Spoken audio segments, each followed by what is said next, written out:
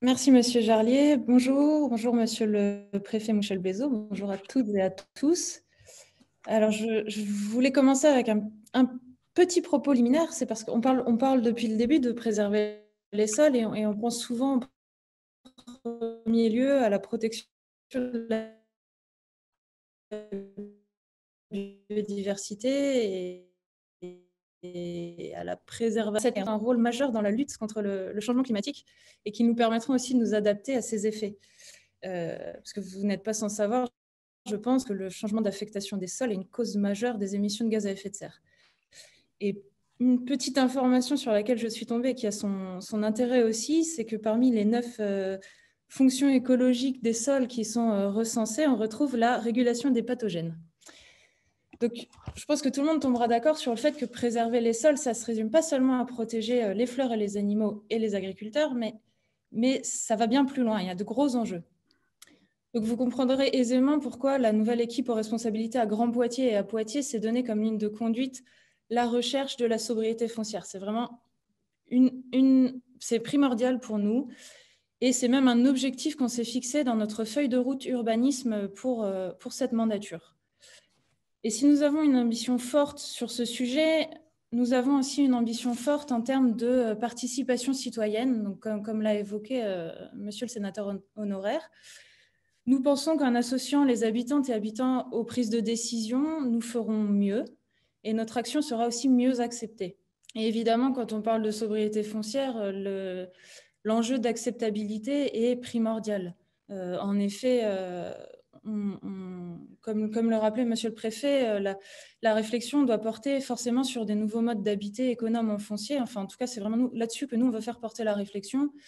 Et très vite, si on n'a pas un échange constructif avec les habitants, avec les premiers concernés, on dérive sur le sujet de la densité qui inquiète beaucoup et qui parfois véhicule de nombreux a priori, voire même des idées fausses. Très, très souvent, on entend que des gens s'imaginent avec des tours et des bars au fond de leur jardin. Et donc il faut travailler là-dessus.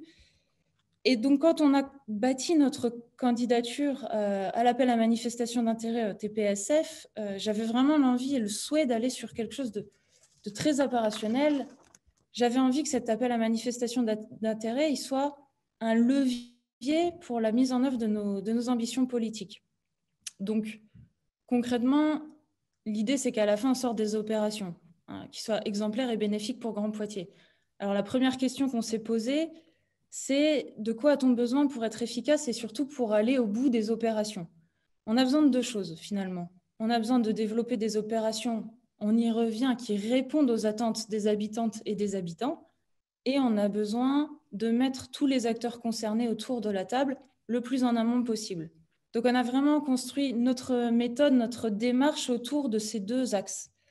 Donc, sur le sujet de l'acceptabilité, ce que l'on a prévu, ce que l'on prévoit, c'est de mettre en place des ateliers de réflexion, de discussion avec de futurs accédants, avec des habitantes et des habitants du territoire de Grand Poitiers.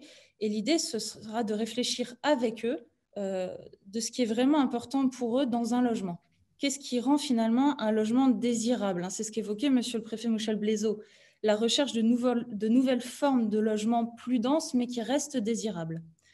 Et sur la base de ce travail, on s'inspirera en fait de ce travail pour élaborer de nouvelles formes urbaines économes en foncier, mais néanmoins désirables. L'idée, c'est aussi de travailler avec des habitants et des habitantes de différentes communes de Grand Poitiers, puisque à Grand Poitiers, on a de l'urbain, du plutôt urbain, du très urbain à Poitiers, et du très rural. Donc l'idée, c'est de réfléchir sur les nouvelles formes d'habitat qui seraient acceptables et qui nous feraient avancer sur la recherche de sobriété foncière, aussi bien dans le secteur rural qu'en ville. Concernant l'axe que j'évoquais tout à l'heure, qui est plutôt orienté efficacité opérationnelle, on a décidé de construire dès le début de la démarche et dès notre candidature un partenariat qui permette d'aller vraiment de l'amont, du repérage du foncier jusqu'à la réalisation de l'opération. Et à Grand Poitiers, au sein de la nouvelle équipe, on est vraiment attaché au principe, à la logique de faire avec. Donc faire avec les acteurs du territoire. Donc faire avec les habitants et faire avec les acteurs du territoire. Et on a bâti notre réponse vraiment autour d'une démarche intégrée avec 2 partenaires locaux incontournables à notre sens, que sont donc l'établissement public foncier de Nouvelle-Aquitaine et la Société d'équipement du Poitou, que l'on appelle plus couramment la CEP, donc je continuerai en l'appelant la CEP. Donc pour ce qui concerne le partenariat avec l'établissement public foncier, Sylvain Brier, qui en est le directeur général, vous détaillera les tenants et les aboutissants de ce partenariat dans la suite de l'intervention. Pour ma part, je vais me concentrer sur le partenariat avec la CEP. Donc la CEP, c'est notre SEM d'aménagement local. Et Poitiers et Grand Poitiers souhaitent vraiment en faire, et je souhaite à premier titre en tant que présidente, en faire le bras armé des collectivités pour accompagner la nécessaire transition de l'aménagement. On souhaite vraiment repositionner cet opérateur historique du territoire sur des opérations de requalification de centre-ville ou de centre-bourg à l'échelle de l'îlot, voire à l'échelle du bâtiment. Et si nous avons voulu l'intégrer le plus en amont possible, c'est afin que nous puissions monter en compétences ensemble, tous ensemble dans ce partenariat, tout en profitant de la vision très opérationnelle de la CEP et de son expérience du territoire. L'idée, c'est vraiment d'avoir un pilotage commun de l'expérimentation. On est tous autour de la table dès le début. Grand Poitiers et les communes engagées dans la démarche pourront partager leurs connaissances fines du territoire. L'apport de l'EPF, ce sera son expertise en action foncière et accessoirement, le siège de l'EPF Nouvelle-Aquitaine est à Poitiers, donc ça nous importe à double titre que l'EPF soit impliqué dans cette démarche. Et la CEP apportera non seulement sa connaissance du territoire, puisque c'est un acteur historique, mais aussi son regard très opérationnel, et ce, dès l'amont de l'élaboration de la démarche. Donc pour conclure, je dirais que ce que l'on peut retenir de notre méthode, c'est vraiment déjà la primeur du positionnement partenarial, faire avec les acteurs du territoire, faire avec et pour les habitants, mais tout en maintenant une ambition forte en termes de transition écologique au travers de la recherche et de l'élaboration d'opérations vraiment exemplaires en termes de sobriété foncière. Merci beaucoup pour ce témoignage. Et je vais maintenant laisser la parole à Sylvain Brier, directeur de l'établissement public foncier, qui va nous parler pendant 5 minutes justement de l'expérimentation qui est menée sur le Grand Poitiers, en essayant de ne pas trop déborder parce qu'on déborde déjà un petit peu en temps. Non, mais bonjour à tous, bonjour Monsieur le Préfet, bonjour Madame Bellucco. Je vais essayer d'être assez synthétique parce qu'il y a déjà, Madame Bellucco a déjà dit beaucoup de choses et je précise aussi qu'elle est administrateur de l'établissement public foncier de Nouvelle-Aquitaine et membre du bureau qui autorise toutes les opérations. Juste rappeler ce que c'est rapidement l'EPF de Nouvelle-Aquitaine. Historiquement, c'était l'EPF Poitou-Charentes, c'est pour ça que le siège est resté à Poitiers. Et depuis 2017, on couvre 10 départements sur les 12 de la région Nouvelle-Aquitaine, parce qu'on ne couvre pas les départements qui étaient déjà dotés d'EPF d'initiative locale. Donc les EPF, il y a une grande diversité d'EPF sur le territoire national. Il y en a près de 35 un peu plus de 35 en comptant les EPF locaux, les EPF d'État, et donc chacun a une histoire différente, un périmètre différent, et c'est pour ça qu'actuellement, tous les territoires n'en sont pas dotés, mais c'est une mission intéressante. Pour ce qui nous concerne, l'EPF Nouvelle-Aquitaine est un EPF important, parce qu'on est une équipe de 60 personnes, et on a un budget foncier d'à peu près 60 millions d'euros par an.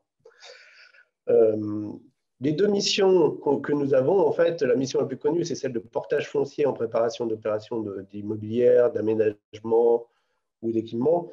Donc, c'est la négociation, la préemption, l'expropriation, le portage, la gestion, la transformation par la démolition, essentiellement, la mise en état des sols.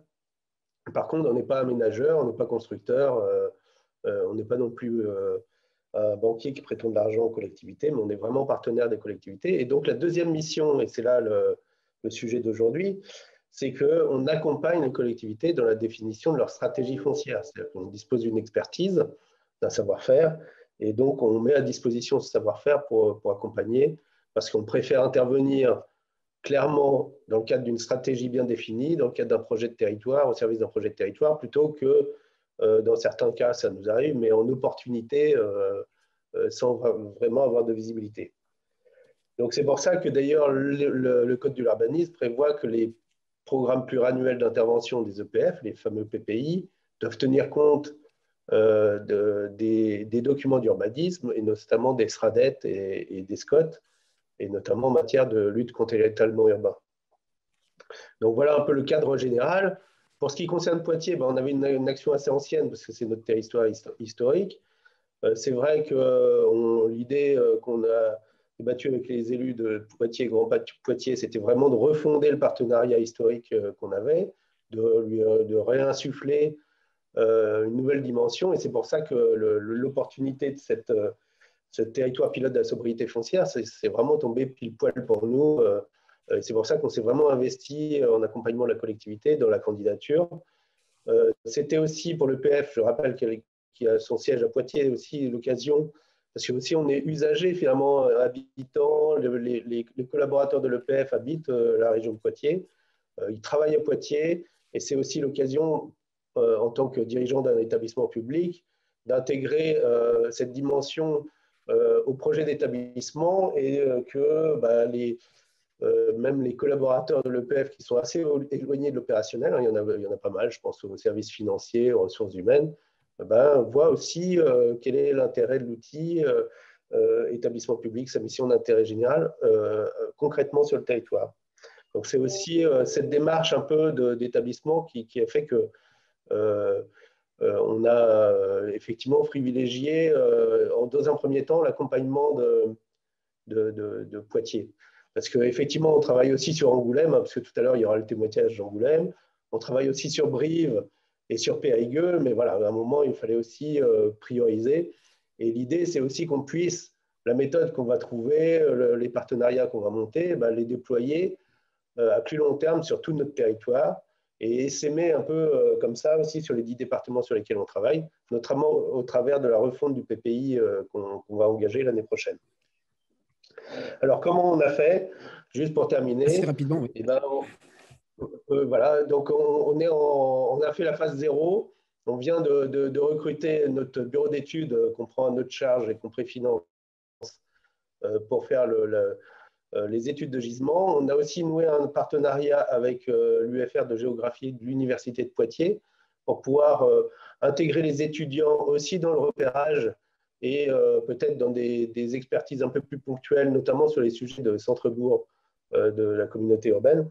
Et donc, on vient aussi de passer à nos conseils d'administration respectifs et nos instances tout le mode contractuel, parce que les EPF interviennent exclusivement dans le cadre de conventions passées par les collectivités.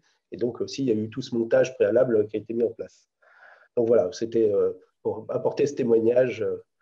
Voilà, Monsieur Jarlier. Merci pour ce témoignage. Donc, un accompagnement d'une vraie stratégie foncière dans un projet de territoire avec la participation de la population, de tous les acteurs locaux. Voilà, une belle démarche de Poitiers. On va aller maintenant